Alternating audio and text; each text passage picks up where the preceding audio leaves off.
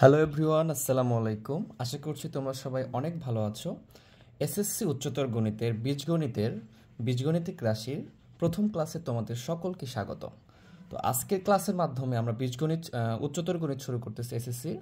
আজকে আমরা যেটা করব সেটা বীজগণিতিক রাশি। তো এই অধ্যায়ের সবচেয়ে বেসিক বা ইম্পর্টেন্ট বিষয়গুলো আমরা আজকে আলোচনা করব। তো এইগুলো বুঝতে পারলে পুরো অধ্যায়টা আমাদের জন্য অনেক সহজ হবে। এই জন্য আমরা এইগুলো কিছু টপিক এখানে লিখে নিয়েছি। এই টপিকগুলো আজকের ক্লাসের মূল বিষয়। এরপরে আমরা পরের ক্লাসগুলো থেকে অনুশীলনী 2-এর যে 1 থেকে শুরু করে 15 পর্যন্ত যে ম্যাথগুলো আছে এগুলো আমরা ক্রমান্বয়ে ধারাবাহিকতার সাথে ভিডিও দেওয়ার চেষ্টা করব। তাহলে অবশ্যই দেখো, ভালো করে বোঝার চেষ্টা করো। তো প্রথমে কি আছে আমাদের এখানে লিখছি আমরা চলক। তো আমরা তো চলক বুঝি, আমরা সাধারণ গণিতের চলক বুঝে আসছি। তাহলে এখানে বুঝতে আমাদের সহজ হবে, আমরা একটু আলোচনা করে নিই। চলক কি? চলক হচ্ছে একটা অজ্ঞাত রাশি যেটার মান আমরা জানি না, সেটাকে বলি আমরা কি? চলক। এটা কোথায় ব্যবহার হয়? এটা বীজগণিতে ব্যবহার হয়। আসলে বীজগণিত কি? বীজগণিত আমরা জানি যেখানে জানা মান থাকে এবং অজানা মান থাকে, সেটাকে আমরা বীজগণিত বলি। যেমন এখানে আমি লিখছি যে 6x। তাহলে এখানে এই 6-এর মানটা কিন্তু আমরা জানি, কিন্তু এক্সের মানটা আমরা জানি না। এক্সের মানটা বিভিন্ন সমীকরণে বিভিন্ন রাশিতে বিভিন্ন রকম হয়। তাহলে এই জন্য আমাদের এক্সের মানটা অজানা। আর এখানে কি 6টা আমাদের জানা। তাহলে এখানে একটা জানা মান আছে এবং একটা অজানা মান আছে। দ্যাট মিনস আমরা এটাকে বলতে পারি এটা একটা বীজগণিতিক রাশি। তাহলে যেখানে জানা মান থাকবে এবং অজানা মান থাকবে সেটা বীজগণিতিক রাশি। আর এই যেটা আমরা অজানা মান সেটাকে আমরা কি বলবো? চলক বলবো। যেইটা আমাদের বীজগণিতে ব্যবহৃত অজানা মান সেটাই আমাদের কি? চলক। তাহলে এরকম অনেকগুলো চলক আছে আমরা দেখতে পারি। সেগুলো কি হতে পারে? আমরা এক্স, ওয়াই, জেড সবচেয়ে বেশি ব্যবহার করি। এক্স, ওয়াই, জেড এটা হচ্ছে এক ধরনের চলক। এছাড়াও আমরা এ বি সি এটাও ব্যবহার করতে পারি। তো এটা কার্যভেদে, প্রয়োগভেদে, ম্যাথভেদে কিছুটা পরিবর্তন আসবে, সেটা তোমাদেরকে দেখাচ্ছি আমি। তাহলে এইগুলোর মান আমরা জানি না। এক্স এর মানটা এক এক সমীকরণে তোমরা দেখো যে এক এক রকম মানটা আসে। তার মানে এটাকে আমরা অজ্ঞাত রাশি বলি বা পরিবর্তনশীল রাশি বলতে পারি বা ভেরিয়েবলও বলতে পারি। তাহলে চলকের ইংরেজির জন্য ভেরিয়েবল। তাহলে আমরা এইগুলা মানটা বিভিন্ন ক্ষেত্রে বিভিন্ন রকম আসে, এই জন্য এগুলো চলক। তাহলে আশা করি বুঝতে পারছো চলক বিষয়টা কি। এরপরে যেটা আছে সেটা হচ্ছে ধ্রুবক। তো ধ্রুবক কি? বাংলাতে বলতে বোঝাটা একটু মুশকিল হয়। তো ধ্রুবকের ইংরেজি কি আমরা জানি হচ্ছে কনস্ট্যান্ট। তো কনস্ট্যান্ট বলতে আমরা খুব ভালো বুঝি। কনস্ট্যান্ট কি? যেটা ফিক্সড, যেটার কোনো পরিবর্তন হয় না, চেঞ্জ হয় না, সেটা হচ্ছে কি?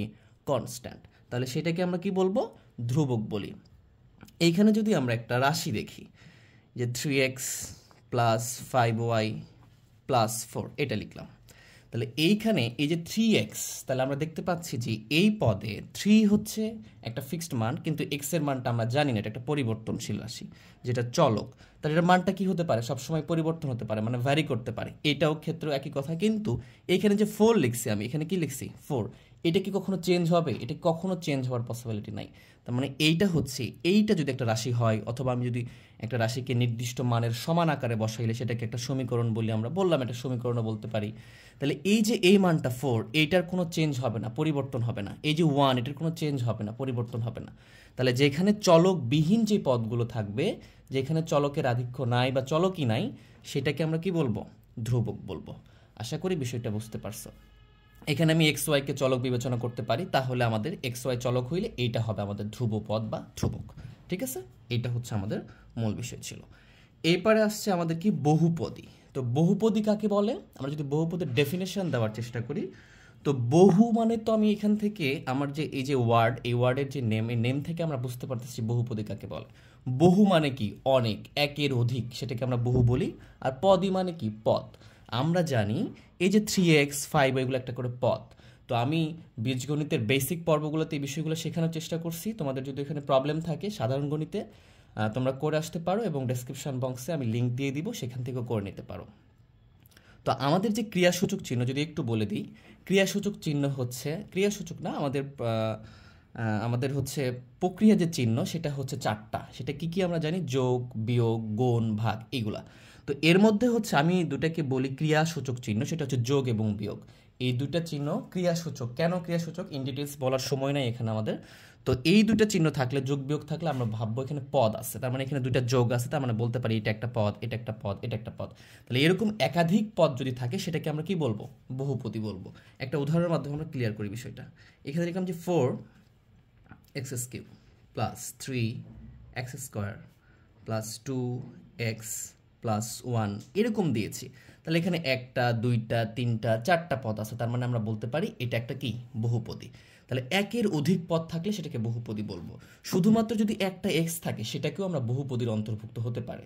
এমসিকিউ এরকম টাইপের আসতে পারে, শুধু এক্স এটাও বহুপদীর অন্তর্ভুক্ত, মানে এক থাকলেও এটা বহুপদী, একের অধিক থাকলেও এটা অবশ্যই বহুপদী হবে। আমি যদি এখন লিখি যে এক্স প্লাস 1, তাহলে প্রত্যেকটাই কি বহুপদী। আশা করি বিষয়টা বুঝতে পারছো। এইখানে বহুপদীর আরও কিছু ইম্পর্টেন্ট বিষয় আছে, সেটা হচ্ছে বহুপদীর যে আমি পাওয়ারটা দিয়েছি এই পাওয়ারটা সবসময় অঋণাত্মক হতে হবে। যদি অঋণাত্মক পাওয়ার হয় সেটাকে আমরা বহুপদী বলবো। আচ্ছা, এখন আমি যে ওয়ার্ডটা বলছি সেটা হচ্ছে অঋণাত্মক, মোস্ট ইম্পর্টেন্ট ওয়ার্ড। তাহলে এইটা ভালো করে আমাদেরকে বুঝতে হবে অঋণাত্মক বলতে কি বোঝায়। তাহলে অঋণাত্মক এই বিষয়টা খুব ভালো করে বুঝতে হবে। কেন অঋণাত্মক জিনিসটা কি? আমরা তো বুঝি এটাকে অঋণাত্মক বলতে অনেকে বুঝবে যে যেটা ঋণাত্মক নয়, তার মানে কি এটাকে আমরা ধনাত্মক বলতে পারতাম, ধনাত্মক আমাদের বইও লেখা থাকতো, কিন্তু ধনাত্মক লেখা নাই, কি লেখা আছে অঋণাত্মক। তাহলে এই বিষয়টা বুঝতে হবে। তো ঋণাত্মক যদি বলতো তাহলে আমরা লিখতাম যে -1 -2, এটা হচ্ছে ঋণাত্মক। যে ধনাত্মক বলতো তাহলে আমরা লিখতাম 1 2 3, এটা খুব ইজিলি লিখতে পারতাম আমরা। কিন্তু বলছে কি অঋণাত্মক, তাহলে অঋণাত্মকটা বিষয়টা কি এইটা বোঝার জন্য আমরা কিছু উদাহরণের মাধ্যমে বুঝতে পারি। মনে করো আমাদের এইটা হচ্ছে একটা বাসা, এটা হচ্ছে কি আমাদের একটা বাড়ি, মাঝখান দিয়ে কি আছে একটা, মাঝখান দিয়ে আমাদের একটা রাস্তা আছে। এটা প্রত্যেকটা বাসায় থাকে, এরকম কি থাকে আমাদের একটা রাস্তা থাকে, ঠিক আছে, রাস্তা থাকে, এটা আমাদের রাস্তা। যদি এটা আমাদের রাস্তা হয় তাহলে এ পাশে কি থাকবে, আরেকটা বাড়ি থাকবে, আরেকটা বাড়ি থাকবে। অথবা তোমরা এটা ভাবতে পারো যে এটা আমাদের একটা কি বাগান, তাহলে এটা একটা বাগান, অথবা একটা জমি, এটা একটা জমি, তাহলে জমির মাঝখানে কি থাকবে একটা একটা পার্টিশন থাকে, যেটাকে আমরা কি বলি গ্রামের ভাষায় আইল বলি, অথবা রাস্তা বললে রাস্তা বলি। তো এইটাকে আমি মনে করি এটা আমার বাড়ি, তাহলে আমি বলতে পারি এই জমিটা কার, আমার। এটা আমার বন্ধুর, তাহলে ওর। কিন্তু এই রাস্তাটা কার, এই রাস্তাটা সবার, এটা আমারও ওরও, মানে কি এটা একটা কমন পয়েন্ট, ঠিক আছে, কমন জায়গা। তাহলে এরকম অঋণাত্মক বলতে বোঝাচ্ছে এই যে আমরা সংখ্যা রেখা পড়ছি না, সংখ্যা রেখা, তো সংখ্যা রেখায় কি থাকে, সংখ্যা রেখায় আমাদের এইখানে একটা পয়েন্ট থাকে যেটাকে কি বলি আমরা জিরো বলি। তারপর থেকে আমরা ডান পাশের দিকে গেলে এটাকে আমাদের ধনাত্মক দিকে যাই 1, তারপরে 2 3, এইভাবে আমরা কন্টিনিউ করি। এবং আমরা যদি বাম পাশে যাই তাহলে কি -1 -2 এভাবে চলে। তাহলে এই যে এই অংশটা আমাদের কি ঋণাত্মক অংশ, আর এই অংশটা কি ধনাত্মক অংশ। তাহলে এই যে জায়গাটা, এই যে প্লেস, এটার নাম কি বলবো আমরা, এইটা কি বলবো আমরা অঋণাত্মক অংশ। তার মানে যদি শূন্য থাকে সেই অংশটাকে আমরা কি বলবো অঋণাত্মক বলবো, ঠিক আছে। শূন্য থেকে এই অংশগুলোকে আমরা কি বলবো অঋণাত্মক বলবো। আশা করি বিষয়টা বুঝতে পারছো। তাহলে আমরা বুঝতে পারলাম বহুপদের বহুপদের যে পাওয়ারগুলো হবে বা সূচক হবে এটা ঋণাত্মক হওয়া যাবে না, শূন্য সহ ধনাত্মকগুলো হবে। আর শূন্য সহ ধনাত্মক যে মানগুলো থাকে, সাংখ্যিক যে পাওয়ার বা ঘাত থাকে সেটাকে আমরা বলি সেগুলো থাকলে সেটাকে আমরা বলবো বহুপদী। আর শূন্য সহ থাকলে সেটাকে আমরা কি বলি অঋণাত্মক বলি। এরপরে যদি আমরা বহুপদী আরেকটু ডিটেলস আলোচনা করতে চাই তাহলে আমরা এটা বলতে পারি এরকম করে। মনে করো এই যে এইখানে আমাদের আছে, এটা হচ্ছে কি বলছে একটা বহুপদী বলছি আমরা, এটা আমাদের কি একটা বহুপদী। তাহলে এখানে তো এক্স এর পাওয়ার দেখো 3 আছে, এখানে এক্স এর পাওয়ার 2 আছে, এখানে কিছু না, মানে এক্স এর পাওয়ার কি আছে 1 আছে, কিন্তু এখানে তো 1 আছে, তাই না। তো এইটাকে যদি আমি 1 এর জায়গায় মনে করি এখানে আমি এক্স বিবেচনা করলাম, তাহলে এক্স এর পাওয়ার যদি আমি 0 দিই তাহলে এক্স এর পাওয়ার 0, যে কোনো কিছুর পাওয়ার যদি 0 থাকে, সূচক যদি 0 থাকে সেটাকে আমরা কি ধরি, সেটার মানটা হয় 1। তাহলে এখানে আমরা 1 লিখতে পারি, 1 × 1 একই বোঝাই। তার মানে এখানে x0 থাকতে পারবে, তাহলে এটা এক ধরনের কি বহুপদী হবে। আচ্ছা, পরীক্ষায় এরকমটা দিতে পারে যে এখানে আমি লিখলাম যে আচ্ছা একটু নিচে আসি আমরা। আচ্ছা, পরীক্ষায় এরকমটা থাকতে পারে যে a⁴/a⁴ এটা দিছে, দিয়ে এমসিকিউ বা আমাদেরকে শর্ট কোশ্চিনে মানে কোশ্চিন করতে পারে যে এইটা কি বহুপদী কিনা। তাহলে এটা বহুপদী কিনা এটা কীভাবে বুঝবো আমরা, তাহলে বহুপদে একটা পদ থাকলেও কিন্তু বহুপদী হবে। তো সূচকের নিয়ম থেকে আমরা কি জানি, দুইটা বেস যদি সেম হয়ে যায় তাহলে আমরা দুইটা বেসের পরিবর্তে একটা বেস নেব, এবং বেসগুলো যদি ভাগ অবস্থায় থাকে পাওয়ারগুলো বিয়োগ হবে, আর গুণ থাকলে পাওয়ারগুলো যোগ হবে। তাহলে আমরা যদি বিয়োগ করে দিই তাহলে 4 - 2, তাহলে কি হচ্ছে এখানে a⁴ তাহলে দেখো এখানে কিন্তু একটা অঋণাত্মক মান আসছে, ধনাত্মক মান আসছে, তার মানে এইটা হচ্ছে একটা বহুপদী। তার মানে এটা বহুপদী হতে পারবে, তার মানে এইটা তো থাকবে, এটাকে ক্যালকুলেশন করে এভাবে বের করে আমরা বলবো এটা একটা কি বহুপদী, ঠিক আছে। আচ্ছা, এভাবে যদি আরেকটা থাকে, আমি ধরলাম যে এখানে এক্স, তারপরে আছে 2, আর নিচে এক্স এর উপর আছে কত 4, এইটা ক্যালকুলেশন করলে কি আসবে আমাদের, দুইটা বেস থেকে একটা বেস দিলাম, পাওয়ার দুটো কি করলাম, উপরের পাওয়ারটা আগে লিখতে হয়, তারপর নিচেরটা 4 করলাম। তাহলে এখানে কি আসছে, এক্স মাইনাস 2। এই যে খেয়াল কর এখানে কি আসছে, পাওয়ারটা -2 আসছে। তাহলে আমরা বহুপদীর ডেফিনেশনে দেখছি যে বহুপদীর সূচক বা ঘাত, সূচক, পাওয়ার একই কথা, তিনটা জিনিসের একটাই নাম, ঠিক আছে। তো এই যে উপরে যেটা থাকে সেটাকে বলি আর কি। তো এই ঘাতটা অঋণাত্মক হতে হবে। অঋণাত্মক বলতে কি সেটা বোঝানোর চেষ্টা করলাম, শূন্য সহ ধনাত্মক মানগুলো হচ্ছে অঋণাত্মক। তাহলে কিন্তু এইটা কি হয়ে গেছে, মাইনাস হয়ে গেছে, মানে ঋণাত্মক হয়ে গেছে। তার মানে এইটা একটা বহুপদী হবে না, ঠিক আছে। তাহলে বহুপদীর মানটা কখনো মাইনাস হতে পারবে না, শূন্য হতে পারবে, শূন্যর থেকে ধনাত্মক মানগুলো বহুপদী হবে, ঠিক আছে। আশা করি বুঝছো।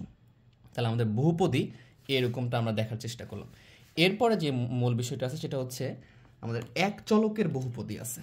কি আছে, এক চলকের বহুপদী। এরপর আমরা দুই চলকের বহুপদী, এই বিষয়গুলো আছে। তাহলে এগুলো আমরা দেখার ট্রাই করি। এরপর তিন চলকের বহুপদী, একটা বিষয় দেখলে আশা করি সবগুলো বুঝে যাবে ইনশাল্লাহ। তাহলে এক চলকের বহুপদী কোনটা, আমরা যে উপরে একটা উদাহরণ লিখছিলাম ওইটাও কিন্তু এক চলকের বহুপদী। আচ্ছা, আমরা যদি আরেকটা উদাহরণ লিখি, যেখানে লিখলাম যে 5x⁴ প্লাস 3x⁴ দিলাম, 3x এইটা দিছি, +1 দিলাম বা 2 দিলাম, 3 দিলাম, ইচ্ছা। এটা আমি র্যান্ডমলি দিচ্ছি, কোনো বই থেকে না, বোঝানোর জন্য। আসলে বিষয়টা বোঝা লাগবে, থিম করতে হবে। তাহলে এইখানে দেখতে পাচ্ছি এটা একটা কি বহুপদী, অনেকগুলো পদ আছে এবং এখানে কোনো ঋণাত্মক মান নাই চলকের, ঘাতের মানটা কোনোটাই ঋণাত্মক নাই, তার মানে এটা মাস্ট বি বহুপদী। এখন এইটাকে আমরা বলতে পারি এক চলকের বহুপদী। তাহলে এখন বলবা যে এখানে তো অনেকগুলো চলক আছে, এক্স, এখানে এক্স আছে 4টা, এখানে 2টা, এখানে একটা, তাহলে কি এটা কেমনে এক চলকের বহুপদী হলো? তাহলে এক চলকের বহুপদী বলতে বোঝায় যে কত রকমের চলক আছে, এখানে কত সংখ্যক চলক আছে এটা মিন করে না, এখানে মিন করে যে কয়টা, কত রকমের চলক আছে। এখানে দেখো এক্স, এখানে 4টা আছে, এখানে এক্স 2টা আছে, এখানে এক্স 1টা আছে। তার মানে কি শুধু বোঝাচ্ছে যে এক্সই আছে, অনেকগুলো থাকতে পারে, হাজার হাজার লক্ষ লক্ষ থাকতে পারে, অনেক বেশিও থাকতে পারে, 4টা 5টা 6টা, এটাতে কোনো ম্যাটার করে না। ম্যাটার করতেছে যে এখানে এক্স ছাড়া অন্য কোনো চলক আছে কি না, ওয়াই বা এ বি সি নাই। তার মানে যখন এরকমটা থাকবে, একটা চলকই বারবার থাকবে, তখন ওটাকে বলবো আমরা এক চলকের বহুপদী, ঠিক আছে। আচ্ছা, তাহলে দুই চলকের বহুপদী বুঝেই ফেলছো। আমরা যদি এখানে দুই চলকের বহুপদী বলতে কি বুঝবো, যদি আমাদের এখানে 5 এইটাই যদি আমি লিখি যে মনে করো এখানে x⁴ প্লাস 3y³ এরকমটা থাকে, 3 লিখলাম যে x² প্লাস 4y প্লাস 3 এরকমটা লিখলাম। তাহলে আমি যদি এখন খেয়াল করি যে এখানে কয়টা চলক আছে, এখানে আমরা দেখতে পাচ্ছি যে এখানে আমাদের x একটা চলক আছে, যেটাকে আমরা কি বলি, যেটা হচ্ছে আমাদের ভেরিয়েবল, যার মান আমরা জানি না, কিছুক্ষণ আগে শিখে আসলাম। এখানে y একটা আছে, এখানে আবার x আছে, এখানে আবার y আছে। তার মানে এরকম দুইটা করে চলক আছে। এখানে দেখো দুইটা, মানে x এবং y দুই রকমের চলক আছে। তাহলে এই জন্য আমরা এটাকে বলবো দুই চলকের বহুপদী। তাহলে এভাবে যদি 3টা চলক থাকে তাহলে আমরা সেটাকে বলবো 3 চলকের বহুপদী। 4টা চলক থাকলে 4 চলকের বহুপদী বলবো। আশা করি বিষয়টা বুঝতে পারছো। এখন যদি চলক একটা হয় সেক্ষেত্রে আমরা দেখতে পাচ্ছি যে কি, এটা একটা চলক, এখানে চলক আছে, এইখানেও চলক আছে, এইখানেও চলক আছে, কিন্তু এইখানে চলক নাই, এইখানে চলক নাই। তখন এই ক্ষেত্রে এগুলো সবগুলো কি হবে, আমাদের চলক হবে, কিন্তু এই যে 2 আছে এটা হবে কনস্ট্যান্ট। তো আমাদের দুই চলক এবং এক চলক বিবেচনা করব কোনটা, তার সাপেক্ষে কিছু কনস্ট্যান্ট মান এবং সমীকরণ আকারটা পরিবর্তন হয়, সেই বিষয়টা দেখি চলো। আচ্ছা, আমরা যদি এটা বিবেচনা করি, এখানে যেহেতু দুইটা আমরা বহুপদী লিখে ফেলছি, তাহলে এইখানে চলক আছে, এইগুলোতে চলক আছে, আর যেটা চলকবিহীন অবস্থায় আছে সেটাকে আমরা কি বলবো, সেটাকে আমরা বলবো কনস্ট্যান্ট বা ধ্রুবক। এক্ষেত্রে এইটা ধ্রুবক, বাকিগুলো কি চলক, এবং চলকটা কি এক্স। যদি একটা চলক থাকে এভাবে বিবেচনা করতে পারি আমি, কিন্তু যদি আমাদের দুইটা চলক থাকে সেক্ষেত্রে আমরা কীভাবে বিবেচনা করব। এখন যে বহুপদীটা আমরা লিখলাম, দেখো এইখানে এই যে এক্স এবং এখানে ওয়াই দুইটা চলক আছে, তার মানে এটাকে একটা দুই চলকের বহুপদী বলতে পারি। কিন্তু যদি প্রশ্নে বলে দেয় যে এক্সকে চলক বিবেচনা করলাম আর কাউকে চলক বিবেচনা করলাম না, ভালো করে খেয়াল করতে হবে, এটা কিন্তু দুইটা চলক আছে, ঠিক আছে, কিন্তু আমাকে কখনো বলে দিতে পারে যে এখানে দুইটা চলক আছে, কিন্তু আমি চলক হিসেবে কি বিবেচনা করব, শুধুমাত্র এক্সকে বিবেচনা করব। আচ্ছা, এই চলক হিসেবে শুধু এক্সকে বিবেচনা করব, সেক্ষেত্রে আমাদের কি হবে, তো আমাদের চলকগুলো যে থাকলেই যে সবগুলোকে চলক বিবেচনা করতে হবে এইটা না, এটা কোশ্চেন অনুযায়ী ভ্যারি করতে পারে আমাদের। তাহলে চলক যদি এক্স বিবেচনা করে, তার মানে এইটা আমাদের কি চলক, এখানে চলক আছে, তার মানে এটা ভেরিয়েবল, এইখানে চলক আছে, এটাও ভেরিয়েবল আছে, তার মানে এটা ধ্রুবপদ হবে না, এটাও হবে না, কিন্তু এখানে যেহেতু এক্স চলক বিবেচনা করছি, ওয়াই চলক বিবেচনা করি নাই, তার মানে কি 5y আমাদের কি হবে, কনস্ট্যান্ট মান হবে, এবং +4 তো অবশ্যই কনস্ট্যান্ট হবে। তাহলে সেক্ষেত্রে এই দুইটা অংশটা আমাদের কি আসতেছে, কনস্ট্যান্ট মান আসতেছে। এখন যদি দুইটাকে এক্স এবং ওয়াইকে যদি বিবেচনা করতাম, তাহলে আমাদের কনস্ট্যান্ট মান আসতো শুধু 4টা কনস্ট্যান্ট মান আসতো। তাহলে আমাদের চলকটাকেও আমরা কখনো কখনো ভেরিয়েবল বা কনস্ট্যান্ট বিবেচনা করতে পারি।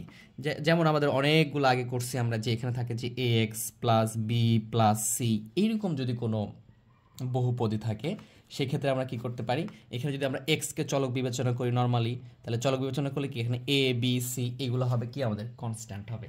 তো এইখানে এই দুটাকে আমরা তখন কি বলতে পারবো, কনস্ট্যান্ট বলতে পারবো। তাহলে এইভাবে বিষয়গুলো আমাদের আসবে।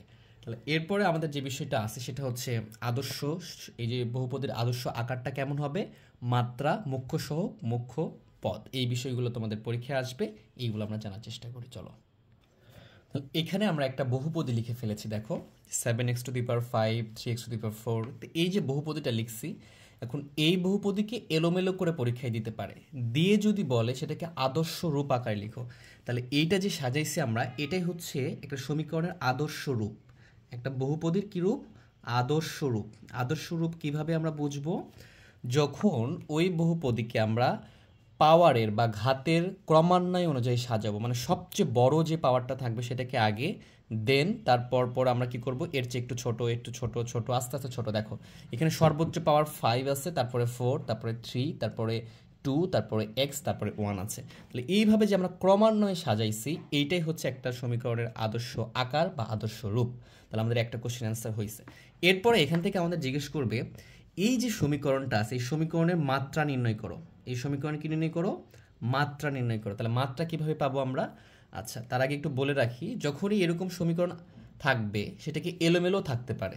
যেমন আমরা যদি আরেকটা সমীকরণ লিখে দেখাচ্ছি, যদি এলোমেলো থাকে তো ওটাকে সাজাই নিব, তারপরে আমরা এগুলো অ্যান্সার করার চেষ্টা করব, তাহলে আমাদের জন্য সহজ হবে। তাহলে মাত্রা কিভাবে পাবো, তা আমরা দেখব যে এই সমীকরণের সর্বোচ্চ পাওয়ার কোথায় আছে, চলকের সর্বোচ্চ ঘাত কোথায় আছে। তো দেখতেছি যে এইখানে এই যে x⁵, এটা সবচেয়ে বড়, এখানে x⁴, তো 4 এর চেয়ে তো 5 মাস্ট বি বড়, তার মানে এইটা হচ্ছে আমাদের কি এর মধ্যে সবচেয়ে বড়, এই যে বহুপদীর মধ্যে সর্বোচ্চ ঘাত আছে এখানে। তো যেখানে সর্বোচ্চ ঘাত থাকবে, এই সর্বোচ্চ ঘাতটাই হবে সেই সমীকরণের মাত্রা। তাহলে এখানে সর্বোচ্চ ঘাত কত আছে, 5, তাহলে আমরা বলতে পারি এই সমীকরণের মাত্রা হচ্ছে 5। ঠিক আছে, এটা হচ্ছে একটা কোশ্চেনের অ্যান্সার। এরপরে আমাদেরকে বলবে যে এই সমীকরণের মুখ্য পদ নির্ণয় করো। কি বলবে, মুখ্য পদ নির্ণয় করো। তো মুখ্য পদটা কোনটা হবে, তো মুখ্য পদ হবে যেইখানে সর্বোচ্চ পাওয়ার থাকবে এক্স এর, বা এক কথায় চলকের সর্বোচ্চ পদ মানে পাওয়ারটা থাকবে। এখানে এক্স আমাদের চলক, তাহলে সর্বোচ্চ পাওয়ার কত, 5। তো এই সাথে যে পদটা হবে, সেইটা মিলে যে পদটা হবে সেটাই হচ্ছে আমাদের মুখ্য পদ। তাহলে এখানে সর্বোচ্চ পদ যেহেতু আছে, তাহলে আমরা বলতে পারি 7x⁵। এটা তো একটা পদ, এটা একটা পদ, এগুলো পদ। তাহলে সর্বোচ্চ পাওয়ার যে পদে থাকবে সেটাই হচ্ছে আমাদের মুখ্য পদ। তার মানে মুখ্য পদ লিখে ফেললাম এইটা। এরপর আমাদের চাইবে মুখ্য সহগ, আমাদের নির্ণয় করতে হবে মুখ্য সহগ। তো মুখ্য সহগ কি, মুখ্য সহগ হচ্ছে সর্বোচ্চ যে পাওয়ারটা আমরা পেয়েছি সেইখানে যে চলকটা আছে তার যে সহগ, সেটা হচ্ছে মুখ্য সহগ। তাহলে সর্বোচ্চ আমরা এখানে দেখতেছি যে এক্স এর চলকটাই সর্বোচ্চ, তাহলে তার সহগ কোনটা, তার পাশে যে নাম্বারটা থাকে সেটা, এটা কি 7, তাহলে আমরা এখানে লিখে ফেলবো 7। এটার মুখ্য সহগ হয়ে গেল কত, 7। এখন কোনো ম্যাথে দেখবে এখানে -7 থাকতে পারে, তার মানে -7কে তো লিখতে হবে, সহগটা সবসময় তার চিহ্ন সহকারে বসবে। এখানে কিছু নাই মানে কি প্লাস আছে, যে আমরা প্লাসটা দেওয়ার প্রয়োজন মনে করি নাই, তাহলে এটা হয়েছে। এরপরে বলবে যে এই সমীকরণের ধ্রুবপদ নির্ণয় করো। তাহলে ধ্রুবপদটা আমাদেরকে নির্ণয় করতে হবে, তাহলে আমরা লিখবো যে ধ্রুবপদ। তাহলে ধ্রুবপদ কি, ধ্রুবপদ মানে কনস্ট্যান্ট পদ। তো কনস্ট্যান্ট পদটা কি, যেখানে চলক থাকে না, যেটা ভেরিয়েবল নয়, যেটার মান ফিক্সড, সেটা কিন্তু ধ্রুবপদ। তাহলে এখানে যেহেতু এক্স আছে, তার মানে এটার মান ফিক্সড না, এখানে জানা অজানা দুইটা মান আছে, এটা বীজগণিত। সেম কথা এইটা প্রত্যেকটার ক্ষেত্রে প্রযোজ্য। এখানেও এক্স আছে, তার মানে কি এটাও পরিবর্তন হতে পারে, এক্স এর মান কখনো 1, 2 যে কোনো কিছু হতে পারে, তার মানে এগুলো প্রত্যেকটাই পরিবর্তন হতে পারে। তাহলে এখানে পরিবর্তন হতে পারে না কোনটা, সেটা হচ্ছে এই যে 1। এই 1 কি কখনো চেঞ্জ হবে, যেই সমীকরণে বসাই কখনো চেঞ্জ হবে না, তার মানে এখানে ধ্রুবপদটা হবে 1। এখানকার ধ্রুবপদ কত হবে, 1। তাহলে এই ধ্রুবপদ নিয়ে কিছু প্রবলেম আছে, ওইটা আমরা দেখব, কারণ যদি চলক দুইটা থাকে তখন কিভাবে ধ্রুবপদ নির্ণয় করব এই বিষয়টা দেখাচ্ছি। তাহলে এইগুলো আমাদের প্রশ্ন আসতে পারে, 5টা: আদর্শ রূপ, মাত্রা, মুখ্য পদ, মুখ্য সহগ, ধ্রুবপদ। মনে করো পরীক্ষায় এরকম আরেকটা বহুপদ দিয়েছে, বলছে কি এটার আদর্শ রূপ লিখো। তাহলে যখনই বলবে এটার আদর্শ রূপ লিখো, তখন আমরা কি করতে হবে, এই যে সর্বোচ্চ পাওয়ার যে ঘাটটা আছে সেই অনুযায়ী এটাকে সাজাইতে হবে। তো দেখতে পাচ্ছি যে এখানে চলক এর সর্বোচ্চ পাওয়ার 6 আছে, তার মানে আমি এই যে পদটা 4a⁴ এটাকে সবার আগে লিখবো। তারপর আছে প্লাস দিব 2aq, যেটা চিহ্ন থাকবে সেটা দিবা। তারপর আছে প্লাস 3a², তারপর আছে প্লাস a প্লাস 1। দেখো এইভাবে সর্বোচ্চ পদ থেকে আস্তে আস্তে আস্তে আস্তে ছোটোর দিকে গেলাম আমরা, মানে যেটাকে আমরা বলতে পারি নিম্নক্রম, পাওয়ারের ঘাতের নিম্নক্রম, সেভাবে যদি সাজাই ফেলি সেটাকে আমরা বলবো একটা সমীকরণের আদর্শ রূপ। তাহলে এটা হয়ে গেল আদর্শ রূপ। এখন যদি তোমাকে বলে যে এই আদর্শ রূপ বা এই বহুপদীর মাত্রা নির্ণয় করো, তাহলে সর্বোচ্চ পাওয়ার কোথায় থাকে, এইটা। তাহলে এই যে মাত্রা, তাহলে কি আছে, মাত্রা আছে 6 সর্বোচ্চ, তার মানে এখানকার এই ক্ষেত্রে অ্যান্সার হবে আমাদের মাত্রা কত হবে, 6 হয়ে যাবে। আশা করি বুঝবা, কমন দিবা, এটার জন্য এইটা আর এইটার জন্য আমরা অ্যান্সারগুলো লিখবো এখানে। তাহলে সর্বোচ্চ মাত্রা হয়ে গেল, এই আদর্শ বহুপদীর মাত্রা হয়ে গেছে কত, অ্যান্সার যদি বলে এটা দিয়ে 6।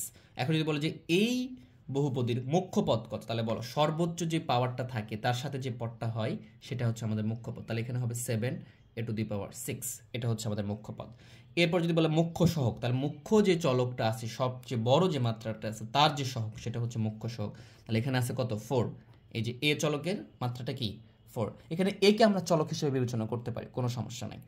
এইবারে যদি আমরা বলি যে এখানে কনস্ট্যান্ট মান কত, তাহলে দেখতে পাচ্ছি 1, তাহলে ক্ষেত্র কি হবে আমাদের 1 হবে। আশা করি বিষয়টা বুঝছো। এইবারে আমরা দুই চলক বিশিষ্ট সমীকরণের একটা বিষয়টা আলোচনা করে আজকের ক্লাসটা আমরা এখানে শেষ করবো ইনশাআল্লাহ। তাহলে এখানে খেয়াল করো, আমরা দুই চলকের একটা বহুপদী লিখেছি। তো এইখানে যে দুই চলকের বহুপদী, এখানে 8x 5yq x⁴ এইরকমটা আছে আর কি। যদি আমার অঙ্কে বলে দেয় যে চলক যদি x হয় তাহলে এটার আদর্শ রূপে সাজাও, আবার বলতে পারে চলক যদি y হয় তাহলে আদর্শ রূপে সাজাও, আবার যদি কিছু না বলে তাহলে x y দুইটাই চলক হলে সেভাবে সাজাও। এইভাবে তিনভাবে আমরা সাজিয়ে এই বিষয়টা ক্লিয়ার হওয়ার চেষ্টা করব। তাহলে প্রথমে আমরা কি বিবেচনা করতেছি, যে যদি আমাদের চলক x হয় তাহলে আমরা লিখলাম যে চলক যদি আমরা x বিবেচনা যখন করতেছি তাহলে এটার আমরা মাত্রা সবকিছু নির্ণয় করব আর কি। তাহলে এটাকে আগে আদর্শ রূপে সাজাবো।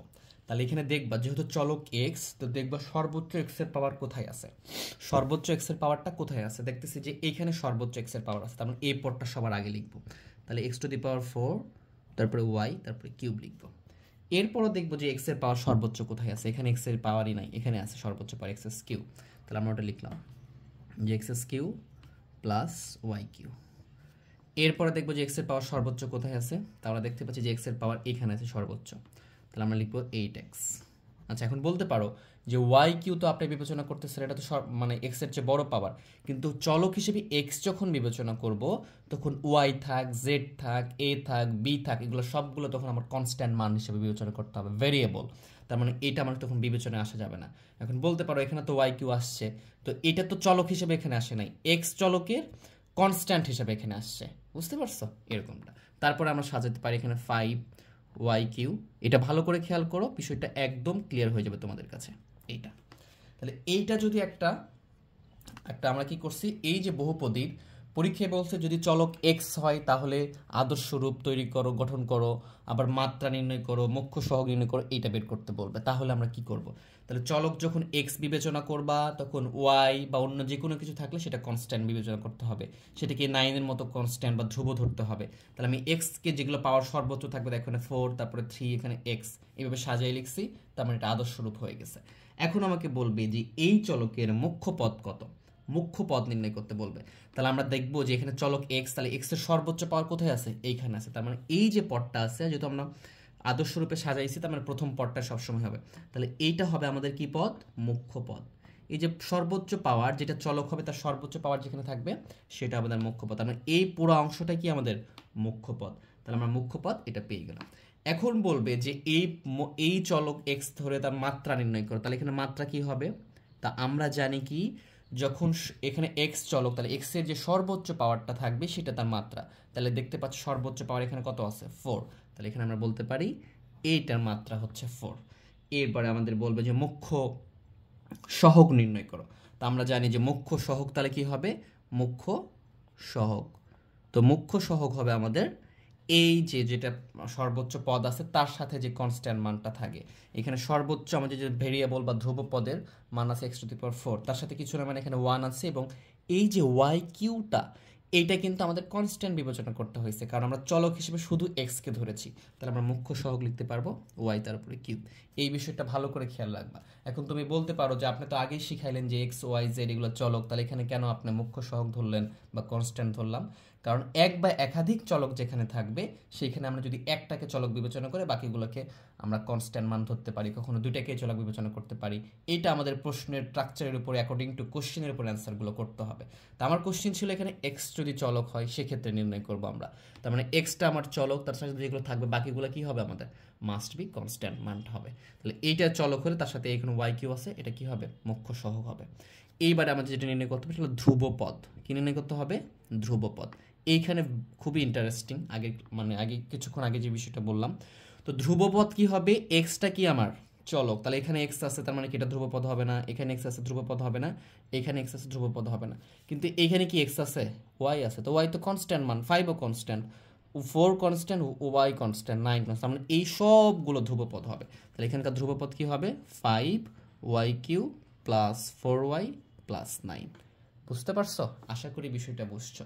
তাহলে যখন চলক এক্স বিবেচনা করবো বাকি সবগুলো কি হয়ে যাবে আমাদের ধ্রুবপদ হবে। এখন আমরা আরেকটা বিষয় দেখার চেষ্টা করি। যদি আমরা চলক এখানে ওয়াই বিবেচনা করতাম, এখানে চলক আমরা কি বিবেচনা করতাম? ওয়াই, তাহলে বিষয়টা কি দাঁড়াতো আমাদের? তাহলে ওয়াইয়ের সর্বোচ্চ পাওয়ার কোথায় আছে সেইগুলো আমরা আগে লিখবো। তাহলে দেখতেছি ওয়াইয়ের সর্বোচ্চ পাওয়ার এখানেও আছে, এখানেও আছে। তাহলে দুটোর মধ্যে যেটা ইচ্ছা আগে লিখতে পারো।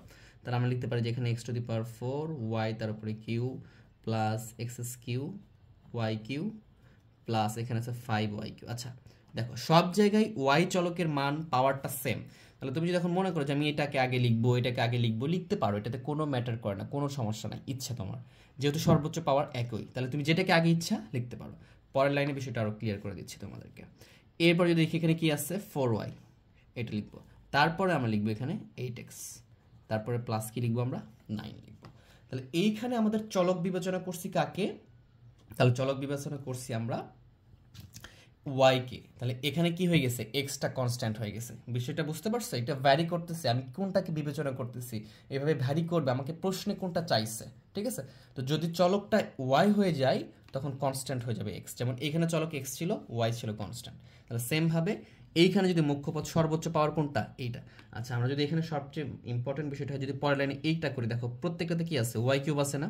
তা আমি যদি ওয়াই কিউটা কমন নিয়ে নিই তাহলে কি থাকবে? এখানে x⁴ থাকবে, এখানে x³ থাকবে, আর এখানে প্লাস 5 থাকবে, এখানে কি ওয়াই কিউ। দেখো গুণ করে দাও। এখন তুমি কোনটা আগে পরে এটা তো কোনো ম্যাটার করে না, গুণ করলে তো আগের অবস্থানে চলে আসবে, ঠিক আছে? বাকি অংশগুলো এইভাবে থেকে যাবে, কি এখানে কি 4y প্লাস 8x প্লাস 9 এভাবে থেকে যাবে। তার মানে এখানে দেখো সর্বোচ্চ পাওয়ার কি আছে? ওয়াই কিউব আছে। তার মানে এখানে মুখ্য পদ কোনটা? এই তিনটাই মুখ্য পদ, মানে কি এই পুরাটাই মুখ্য পদ। এই পুরোটাই কি আমাদের মুখ্য পদ, পুরোটাই মুখ্য পদ। তাহলে এক বা একাধিক মুখ্য পদও কিন্তু হতে পারে, এই বিষয়টাও তোমাদেরকে ক্লিয়ার করলাম। তার মানে এই পুরাটাই কি হবে? মুখ্য পদ। তাহলে যদি মুখ্য পদ বলে তাহলে পুরাটাই লিখবা মুখ্য পদ। এখন যদি বলে যে এটার মাত্রা কত, পুরাটাই তো মুখ্য পদ, তাহলে এই পুরো মুখ্য পদের মাত্রা কত? সর্বোচ্চ পাওয়ার কি? চলক হচ্ছে ওয়াই, তাহলে মাত্রা হচ্ছে আমাদের কি 3। এখন যদি বলে যে মুখ্য সহগ কত এটা, তো মুখ্য সহগ কত? তো মুখ্য যে পদটা থাকে, মুখ্য পদের যে সর্বোচ্চ পাওয়ার চলক থাকে তার যেগুলো আমাদের তার পাশে যে সহগগুলো প্রত্যেকটা তো মুখ্য সহগ, তার মানে এই পুরাটাই মুখ্য সহগ। তার মানে কি x⁴ প্লাস x³ প্লাস 5, এই এর মাত্রা যেমন 3, এই মুখ্য পদটা কি পুরোটাই, তাহলে মুখ্য সহগ কি ওয়াই এর পাশে যেগুলো থাকবে সবগুলোই তার কি সহগ, তার মানে এটার মুখ্য সহগ x⁴ প্লাস x³ প্লাস 5। এইটা বুঝতে পারছো? আশা করি বিষয়টা বুঝছো। এবার যদি বলে ধ্রুবপদ, আমাদের বলবে ধ্রুবপদ। তার ধ্রুবপদ কি? এখানে চলক যেহেতু এক্স, তো সরি চলক যেহেতু ওয়াই, তো ওয়াই যেখানে নাই, ওয়াই ছাড়া সবগুলোই কি আমাদের হবে? ধ্রুবপদ হবে। তাহলে এইগুলোতে প্রত্যেকটাতে ওয়াই আছে, এখানে ওয়াই আছে, কিন্তু এখানে এক্স আছে, ওয়াই নাই। তার মানে এইটা হচ্ছে ধ্রুবপদ এবং এইটাও ধ্রুবপদ। তাহলে এখানে কত আসতেছে আমাদের? 8x plus 9। এটা হচ্ছে আমাদের কি ধ্রুবপদ। আশা করি বিষয়টা বুঝছো। এখন যদি কিছু না বলে, শুধুমাত্র এই সমীকরণ দিয়ে রাখছে, তাহলে কি বিবেচনা করতে হবে আমাদেরকে? এক্স ওয়াই দুটো চলকে বিবেচনা করতে হবে। আবার বলতেও পারে যে এক্স ওয়াই চলক বিবেচনা করে। তো আমরা এটা যদি একটু দেখি, যদি চলক কি হয়, চলক আমাদের এক্স ওয়াই দুটাই হয়, তাহলে আমরা কিভাবে এটাকে সাজাবো, কিভাবে সমাধানটা করব। তাহলে আমরা এইটা খুব মনোযোগ সহকারে দেখার ট্রাই করো তোমরা, ইনশাল্লাহ বিষয়টা ক্লিয়ার হয়ে যাবে। তাহলে চলক যদি এক্স ওয়াই হয়, তার মানে দুইটাই চলক, কোনোটাই কনস্ট্যান্ট না। তাহলে এখানে দেখবা যে চলক এক্স ওয়াই, এখানে এই দুইটাতে এক্স ওয়াই আছে, সর্বোচ্চ পদ কোনটাতে আছে, 4 আর 3 7 হবে, এখানে 6 হবে। তাহলে এটাকে আগে লিখবো আমরা x to the power 4 y to the power 3 plus কি লিখলাম x q y q plus 5 y q, তারপরে 8 এক্স 4 ওয়াই প্লাস 9। তুমি যদি মনে করো যে 4 ওয়াইকে আগে লিখবা 8 এক্সকে পরে লিখবা, লিখতে পারো, কোনো সমস্যা নেই, কারণ দুইটাই চলক, দুইটারই পাওয়ার 1, মানে দুইটারই সমান গুরুত্ব রয়েছে। এক্ষেত্রে যদি আমি এখন বিবেচনা করতে চাই যে মুখ্য পদ কোনটা, মাত্রা কোনটা, এরকমটা বলবে, তাহলে আমাদের এইখানে কি এক্সও চলক ওয়াইও চলক, সেক্ষেত্রে আমাদের মাত্রা কি হবে। তাহলে এইখানে দেখবো মাত্রা বা মুখ্য পদ কোনটা হবে। তাহলে দেখো এক্স এবং ওয়াই দুইটারই পাওয়ার কাউন্ট করতে হবে এবং দুইটার পাওয়ার যোগ করতে হবে। তাহলে এটার পাওয়ার কত 4, এটার পাওয়ার 3, তাহলে 4 আর 3 যোগ করলে কত হবে 7। তাহলে এখানে পাওয়ার পাচ্ছে 7, আর এখানে 3 3 6 পাচ্ছে, এখানে 3, তার মানে কি এখানে 6 পাচ্ছ আর এখানে 7 পাচ্ছ, তার মানে এটা বড়, তার মানে মুখ্য পদটা হলো আমাদের এটা। মুখ্য পদ কোনটা, এটা হচ্ছে আমাদের এই এক্স ওয়াই বিবেচনা করলে মুখ্য পদ। তারপর আমরা যদি খেয়াল করি যে এটার মাত্রা কত হবে, এই মাত্রাটা মোস্ট ইম্পর্ট্যান্ট, বিষয়টা ভালো করে খেয়াল করতে হবে। এইখানে মাত্রা যেহেতু দুটাই চলক এবং এই দুইটাই চলকের পাওয়ারের যে মাত্রাটা আছে সেটা যোগ করে মাত্রা লিখতে হবে। তার মানে এখানে 4 আর 3 কত হচ্ছে 7, তাহলে আমাদের মাত্রাটা হবে এইটার ক্ষেত্রে 7 হবে। বুঝতে পারছো? তাহলে এক্স ওয়াই দুইটা চলকে যদি বিবেচনা করা হয় তাহলে মাত্রাটা যোগ করে আমাকে মাত্রাটা লিখতে হবে, 7 মাত্রা হচ্ছে তাহলে এখানে। এখন যদি আমি যদি বলি যে এখানকার মুখ্য সহগ কত, মুখ্য সহগ, তাহলে মুখ্য সহগ যদি আমি দেখার চেষ্টা করি, এখানে এক্সও চলক ওয়াইও চলক, তার পাশে কিছু নাই, মানে কি 1 আছে না, তাহলে এখানে 1 হবে মুখ্য সহগ। এইবারে আমাদের যেটা থাকে ধ্রুবপদ, তো ধ্রুবপদ কোনটা হবে, তা আমরা বুঝতে পারতেছি যে ধ্রুবপদ হবে আমাদের যেখানে, এখানে দেখো এক্সও চলক ওয়াইও চলক, এক্সও চলক ওয়াই চলক, এখানে ওয়াই শুধু চলক, তাহলে তো এটা নিতে পারবো না, ধ্রুবপদ তো হবে না, চলক তো এটা, এক্সও চলক ওয়াইও চলক, তাহলে শুধুমাত্র যে 9 আছে এইটাই হবে এখানকার ক্ষেত্রে ধ্রুবপদ। তাহলে এইভাবে বিষয়টা তুমি কোনটা নিচ্ছ তার উপর ডিপেন্ড করে কিন্তু দেখো একটা সমীকরণে মুখ্য পদ মাত্রা প্রত্যেকটার কি হয়েছে, আলাদা হয়েছে। তো আমি যে বিষয়গুলো বললাম এটা যদি একবারে বুঝতে না পারো, ভিডিওটা বারবার দেখবা, 2বার দেখলে ইনশাল্লাহ বুঝে যাবা, তাহলে এই সম্পর্কে একটা পূর্ণাঙ্গ ধারণা আসবে তোমাদের। তো নেক্সট ক্লাসে আমরা অনুশীলনের সমাধান করব, সেই অপেক্ষায় তোমাদেরকে রাখলাম। তোমরা সবাই ভালো থেকো, সুস্থ থেকো, আর আমার জন্য দোয়া করো, অবশ্যই ভিডিওটাকে শেয়ার করে দিয়ে লাইক সাবস্ক্রাইব করতে যেন ভুলো না। সবাই ভালো থেকো, সুস্থ থেকো, আল্লাহ হাফেজ।